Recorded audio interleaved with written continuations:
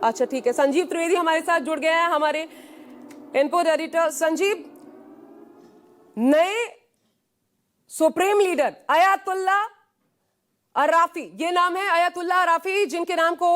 अभी अभी अनाउंस किया गया है थोड़ी देर पहले। अब खामनेई की जगह अराफी, जरा इनके बारे में पहले बताइए, और इतनी त्वरित गति से इस पर काम होना तुरंत, क्योंकि लगातार चल रही थी प्रक्रिया कि इसके बाद कौन, क्या ये भी कारण रहा कि इसके बाद क्या लाइन लेंथ पकड़नी है, किस दिशा में इसको अब मोड़ा जाना है, इस पर सुप्रीम लीडर की अगुवाई में ही फैसला होना था और इसलिए इतनी त्वरित गति से इस पर फैसला लिया गया? देखिए, ये 3 मेंबर काउंसिल बनाई गई है जिसमें कि हेड करेंगे अराफी, जिनका आप नाम ले रही हैं, और इसके अलावा पेजेश्कियां जो कि राष्ट्रपति हैं, और इसके अलावा वहाँ की जो जुडिशरी के जो प्रमुख हैं, इन तीनों को मिलाकर के एक काउंसिल बनी है जो ट्रांजिशन काउंसिल कहलाती है, जिसको अराफी हेड करेंगे और वो चुनेगा दावेदारों में से। वो दावेदारों की अलग लिस्ट है और जिस लिस्ट में सबसे आगे खामनेई के बेटे मुज्तबा है, लेकिन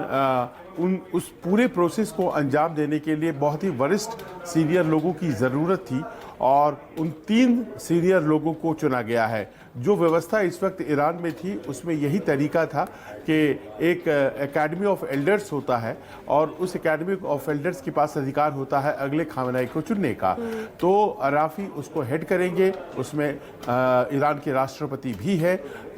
मसूद पेजेश्कियां, और इसके अलावा वहाँ की जुडिशरी के प्रमुख भी हैं। इस तरह से हम पाते हैं कि एक ट्रांजिशन की जो प्रक्रिया है वो शुरू हो गई है। आशा, ठीक है, लेकिन अब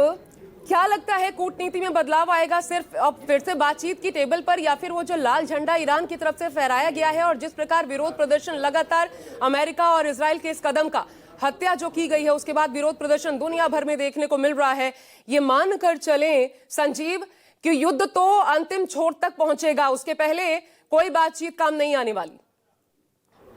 देखिए, वो तमाम बातचीत की जो स्थिति थी वो तो पीछे रह गई, और आप जानती हैं ओमान के जो विदेश मंत्री हैं मध्यस्थता कर रहे थे, उनका तो ये कहना था कि करीब करीब हम शांति के उस फॉर्मूले तक पहुंच गए थे जिसमें ईरान ने अमेरिका की सारी बातें मानना स्वीकार कर लिया था। तो ऐसे में अचानक हमला क्यों हो गया, उन्हें समझ नहीं आता। दरअसल हमला इसलिए हुआ क्योंकि केवल न्यूक्लियर संवर्धन वो न करें, यूरेनियम संवर्धन वो न करें,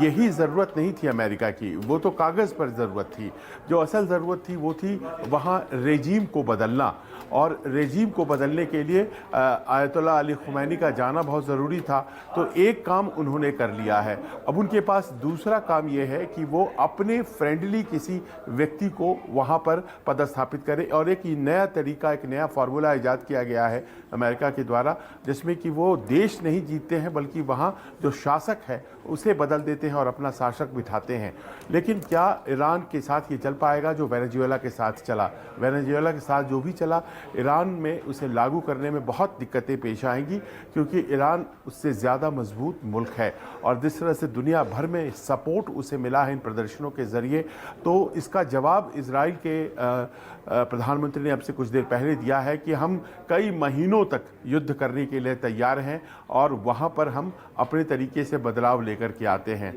और ऐसे में एक चैलेंज बन जाता है ईरान के लिए। अभी थोड़ी देर पहले उनके राष्ट्रपति मसूद पेजेश्कियां ने कहा है कि अब फ़र्ज़ है हमारा, और ये जो जंग है इसमें बदला प्रतिशोध लेना ये हमारी जिम्मेदारी है। और आपने खुद बताया कि जो एक मॉस्क है कौम में, उस मॉस्क के ऊपर लाल झंडे को लगाए जाने का मतलब है कि ये झंडा तभी उतरेगा जब बदला लिया जाएगा, यानी कि अब सिर्फ और सिर्फ युद्ध की बात होगी। बिल्कुल, ये बहुत